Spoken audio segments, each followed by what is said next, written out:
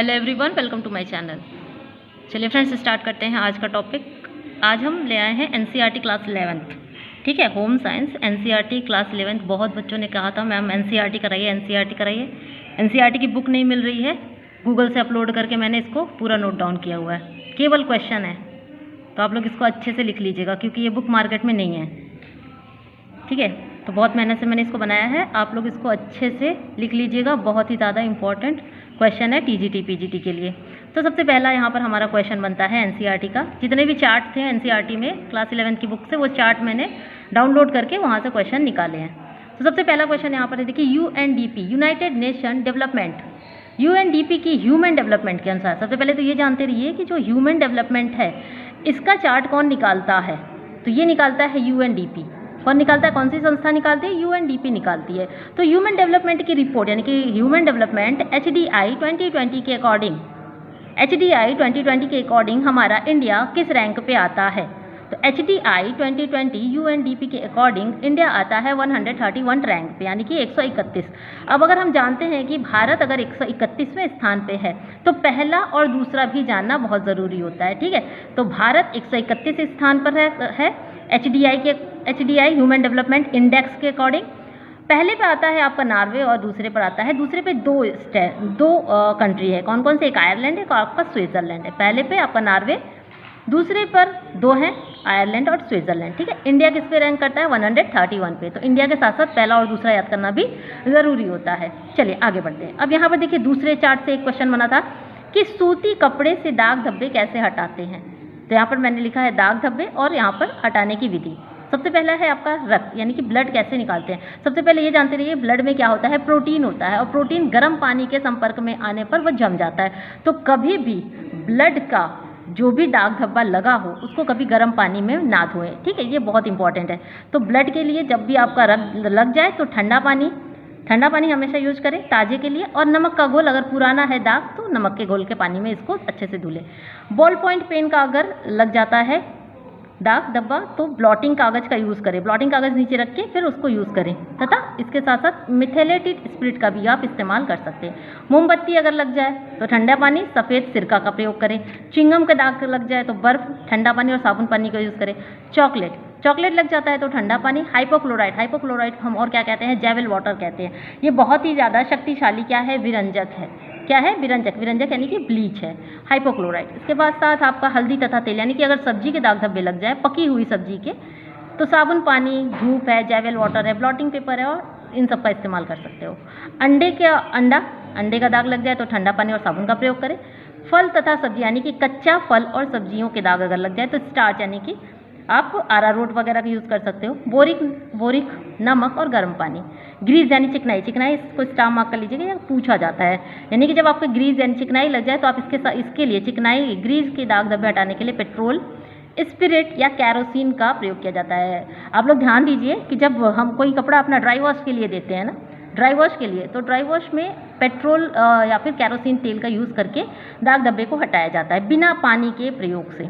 ठीक है, आगे बढ़ते हैं। लिपस्टिक के दाग धब्बे लग जाए तो मेथिलेटेड स्पिरिट, साबुन पानी या फिर ग्लिसरीन का प्रयोग कर सकते हो।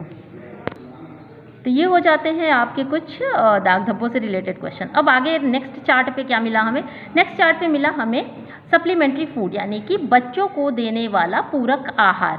यानी कि बच्चों को कौन कौन से पूरक आहार, या फिर बड़े भी इसका प्रयोग कर सकते हैं।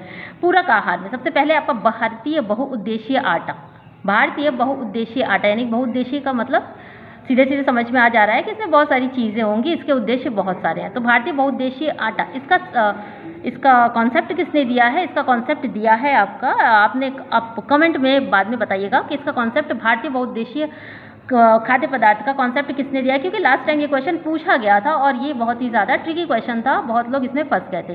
तो आप इसका आंसर कमेंट बॉक्स में कहीं से भी ढूंढ के दे दीजिएगा। चलिए, भारतीय बहुउद्देशीय आटा, इसमें क्या है? मूंगफली का आटा, इसके साथ साथ चने का आटा। रेशियो कितना होना चाहिए? 75:25 का रेशियो होना चाहिए। मूंगफली यहाँ पर कम वसा ऐड कर लीजिएगा जब भी हम यूज़ करेंगे मूंगफली के आटे का, तो कम वसा, यानी कि लो फैट मूंगफली के आटा, चना का आटा। कितना रेशियो होना चाहिए? 75:25 का होना चाहिए। दूसरा हमारा पूरक आहार है खमीरीकृत भोजन। खमीरीकृत भोजन में क्या है? सबसे पहले खमीरीकृत अनाज होना चाहिए, कम वसा वाला मूंगफली का आटा और चने का आटा। रेशियो कितना होना चाहिए? 4:4:2 का होना चाहिए। ठीक है, रेशियो कितना? 4:2 का होना चाहिए। बाल आहार, बाल आहार इसका भी संप्रत्यय आप लोग कमेंट में जरूर बताइएगा कि बाल आहार का कॉन्सेप्ट किसने दिया है, क्योंकि पूछा जाता है। ठीक है, तो ये भी आप लोग थोड़े थोड़े अलग से क्वेश्चन देखते रहिएगा। बाल आहार और ये सारी चीज़ें मैंने आपको ऑलरेडी कराई हुई है, ये तो एनसीईआरटी है स्पेशली, इसीलिए उसमें जितनी चीज़ें हैं वो मैंने यहाँ पर अलग से मेंशन किया है। बाकी पूरक आहार की वीडियो अलग से प्लेलिस्ट में पड़ी हुई है, आप लोग उसको पूरा देख सकते हो। ठीक है, तो बाल आहार में क्या है? छिलका युक्त गेहूँ, मूंगफली, चने का आटा। रेशियो कितना होना चाहिए? 7:2 का रेशियो होना चाहिए। ध्यान रखिएगा, रेशियो भी पूछा जा सकता है क्योंकि आगे आयोग के क्वेश्चन का कुछ भी कहा नहीं जा सकता। विन आहार ये भी इंपॉर्टेंट है क्योंकि कुछ नई चीज़ें एनसीईआरटी में आप जब भी देखोगे ना, कुछ नई चीज़ें आपको मिली जाती है। विन आहार किसे कहते हैं? ज्वार, बाजरा, मूंग दाल, मूंगफली तथा गुड़ से बने आहार को विन आहार कहते हैं। रेशियो कितना होना चाहिए? 5:2:2 का 5:2:2 का रेशियो होना चाहिए। पोषक क्या है? न्यूट्रिशन में आपका देखिए अनाज आ जाता है और दाल। अनाज के अंतर्गत आपका गेहूँ, मक्का, चावल और ज्वार। गेहूँ, मक्का, चावल और ज्वार। रेशियो कितना होना चाहिए? 4:2:1:2 का होना चाहिए। दालों में कौन कौन सा? चना, मूंग, मूंगफली तथा गुड़। इसका रेशियो कितना होना चाहिए? 1.5:1.5:2.5:2.5 का रेशियो होना चाहिए। इसको अच्छे से डिटेल में आप लोग अच्छे से नोट डाउन कर लीजिएगा। अमृतम, इसको भी डबल स्टार मार्क कर लीजिएगा क्योंकि नई नई चीज़ें आपको मिल रही है। अमृतम क्या है? तो ये भी सबसे पहले ये जानते रहिए अमृतम क्या है। ये एक पूरक आहार है।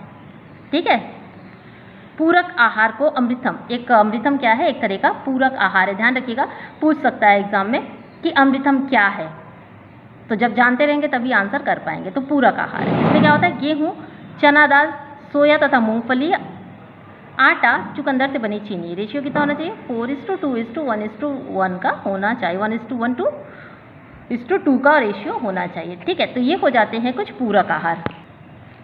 चलिए आगे बढ़ते हैं अपने अगले पॉइंट पे। अब हमारा अगला चार्ट था विद्यालय पूर्व बच्चों के लिए प्रतिरक्षण टीके यानी इम्यूनिटी वैक्सीनेशन। ठीक है, प्रतिरक्षण टीके यानी वैक्सीनेशन से रिलेटेड क्वेश्चन जो है वह एनसीईआरटी क्लास 11th में दिया गया है। तो यहाँ पर दिया गया है एज और यहाँ पर दिया गया है टीका। उम्र कितनी होनी चाहिए? 15 से 18 माह में कौन सा टीका लगना चाहिए? और ध्यान रखिएगा कहीं से भी क्वेश्चन बन सकता है कि किस उम्र में कौन सा टीका बच्चों को लगाना चाहिए, तो याद करना बहुत ज़रूरी है। तो 15 से 18 माह में MMR यानी मीजल्स, मम्स और रूबेला यानी खसरा, कनपेड़ा या और रूबेला, इसका टीका कब लगना चाहिए? 15 से 18 माह में। 16 से 2 वर्ष में कौन सा? DPT, OPV यानी ओरल पोलियो वैक्सीन, इसका बूस्टर खुराक। ठीक है, DPT डिप्थीरिया, पर्ट्यूटिस और डिप्थीरिया, पर्ट्यूटिस और एक मिनट रुकिए, टिटनेस आई थिंक, इसका फुल फॉर्म आप लोग जरूर बताइएगा। ठीक है, डिप्थीरिया, पर्ट्यूटिस, डिप्थीरिया, काली खांसी और टिटनेस। ठीक है, आई थिंक डिप्थीरिया, काली खांसी और टिटनेस, पर्ट्यूटिस। आगे बढ़ते हैं। 2 वर्ष में क्या है आपका? टाइफाइड का टीका। 5 वर्ष में DT का टीका। 10 से 16 वर्ष में टिस्नेट टॉक्साइड का टीका यानी कि TT जिसे कहते हैं। TT का टीका कब लगता है? 10 से 16 वर्ष में। 18, 24, 30 और 36 माह में विटामिन ए के ड्रॉप्स दिए जाते हैं। विटामिन ए के ड्रॉप्स कब कब दिए जाते हैं? तो 18 माह में, 24 माह में, 30 माह में और 36 माह में विटामिन ए के ड्रॉप्स दिए जाते हैं। चलिए आगे बढ़ते हैं। अब अगले चार्ट पे आते हैं। अगला चार्ट था हमारा पूरक आहार। पूरक आहार कहते किसे हैं पहले तो ये जानते रहिए। तो माँ के दूध के साथ दिया जाने वाला आहार क्या कहलाता है? पूरक आहार कहलाता है। पूरक आहार कब से प्रारंभ किया जाना चाहिए? तो देखिए इसका आंसर आपको अलग अलग बुक में अलग अलग मिलेगा, क्योंकि पूरक आहार किसी में आपका 6 माह है, किसी में 4 माह है। ठीक है, एनसीईआरटी में कितना दिया था? एनसीईआरटी में दिया था 6 माह। अगर इसी बुक में आगे आपको मिलेगा 4 माह भी। ठीक है, तो यह पूरक आहार है। पूरक आहार कब से प्रारंभ किया जाना चाहिए? 6 माह से। पूरक आहार कितने प्रकार का होता है? तो देखिए पूरक आहार 3 प्रकार का होना चाहिए। 3 प्रकार का होता है, तरल, अर्धठोस और ठोस। तरल पूरक आहार, अर्धठोस पूरक आहार और ठोस पूरक आहार, 3 तरह का पूरक आहार होता है। सबसे पहले हम जानते हैं तरल पूरक आहार के बारे में। तरल पूरक आहार कब से प्रारंभ करना चाहिए? तो देखिए तरल पूरक आहार यहाँ पर 4 माह से प्रारंभ करना चाहिए। ये एनसीईआरटी का डाटा है, मैंने खुद से कुछ भी मेंशन नहीं किया है, आप चाहें तो चेक भी कर सकते हो। तो पूरक आहार कब से शुरू करना चाहिए? 6 माह से। लेकिन यहाँ पर दिया गया है कि तरल पूरक आहार, क्वेश्चन ध्यान से समझिएगा, तरल पूरक आहार कब से प्रारंभ करना चाहिए? 4 माह से। यहाँ पूरक आहार का मतलब थोड़ा सा आप ठोस, थोड़ा सा लिक्विड, सेमी लिक्विड डाइट से है, ठीक है। और यहाँ क्या है, ये आपका कंप्लीट पूरक आहार है, तरल पूरक आहार, ये आपका कंप्लीट लिक्विड डाइट है। तो ये 4 वहाँ से आप प्रारंभ कर सकते हो। जैसे आप गाय का दूध प्रयोग कर सकते हो, सब्जियों का जूस, सब्जियों और फलों के रस, ये क्या है, ये तरल पूरक आहार के अंतर्गत आते हैं। अब यहाँ पर दिया गया है तरल पूरक आहार क्या है, तो देखिए 3:1 के रेशियो में उबलता पानी के साथ दूध, यानी कि 3 हिस्सा पानी और 1 हिस्सा दूध मिलाकर आप दे सकते हो बच्चे को। उसके साथ साथ मौसमी फलों का रस कितना देना चाहिए, 5 ml तक देना चाहिए 4 माह में, 4 माह की बात हो रही है। सब्जी तथा दाल का पानी, सब्जियों का सूप और दाल का पानी, नमक नहीं डालना है, ठीक है, नमक वर्जित होता है। नमक क्या करना चाहिए, नमक आपका कम से कम 1 वर्ष के बाद या फिर 7 से 8 माह बाद इन सब चीज़ों में आप नमक का प्रयोग कर सकते हो। आगे देखते हैं अर्ध ठोस पूरक आहार, इसका प्रारंभ कब से करना चाहिए, 5 से 6 माह में। आगे क्वेश्चन है अर्ध ठोस पूरक आहार क्या है। अर्ध ठोस पूरक आहार देखिए क्या होता है, अच्छी तरह से पकी और मसली हुई सब्जियां। दूसरा है दाल एवं अनाज, अच्छी तरह से पका हुआ और घुटा हुआ, यानी एक भी दाना दिखना नहीं चाहिए, एकदम मसला हुआ होना चाहिए। अंड पीतक, यानी कि अंडे का पीला भाग, इसका प्रारंभ कब से करना चाहिए, तो ध्यान रखिएगा अंडे के पीले भाग का प्रारंभ आप 7 माह से कर सकते हो। कितना देना चाहिए, आधा चम्मच ही देना चाहिए, कितना, सिर्फ आधा चम्मच। 20 नंबर के क्वेश्चन पे आते हैं, ठोस पूरक आहार क्या है। तो ठोस पूरक आहार का प्रारंभ कब से करना चाहिए, तो 10 माह से 1 वर्ष तक आप उसको ठोस पूरक आहार देना आप प्रारंभ कर सकते हैं, या फिर जब शिशु के दांत निकल जाए, क्योंकि फिर वो धीरे धीरे चीज़ों को काटने उतरने लायक हो जाता है, ठीक है। एक ठोस पूरक आहार में ज़्यादा कुछ नहीं है, क्योंकि दाल चावल सादा भोजन इन सबको हम ठोस पूरक आहार कहते हैं। क्वेश्चन यहीं से बनता है आपका सेमी सॉलिड डाइट में और आपका लिक्विड डाइट से, ठीक है। तो ये हो जाते हैं आज का सेशन यहीं पे कंप्लीट। आई होप हमेशा की तरह आज का सेशन भी आपको अच्छा लगा होगा। अच्छा लगे तो प्लीज़ जाते जाते वीडियो को लाइक कर दीजिएगा, शेयर कर दीजिएगा। नए हैं तो चैनल को सब्सक्राइब करना बिल्कुल ना भूलिएगा। मिलते हैं अपने नेक्स्ट वीडियो में, तब तक के लिए बहुत बहुत धन्यवाद। एनसीईआरटी के क्वेश्चन आपको इसी तरीके से क्लास 11th मिलते रहेंगे। क्लास 12th ऑलरेडी मैंने कराया हुआ है, प्ले लिस्ट में जाके जरूर चेक करिएगा, ठीक है। यह आपका Bihar BPSC, UP TGT PGT हर एग्ज़ाम में, हरियाणा राजस्थान कोई भी एग्जाम आप होम साइंस का दीजिए, ये सब आपको वहाँ पर काम आएगा, क्योंकि एनसीईआरटी आपकी नेशनल लेवल की बुक है और एनसीईआरटी से क्वेश्चन आना 2000% पक्का होता है, ठीक है। मिलते हैं अपने नेक्स्ट वीडियो में, तब तक के लिए बहुत बहुत धन्यवाद।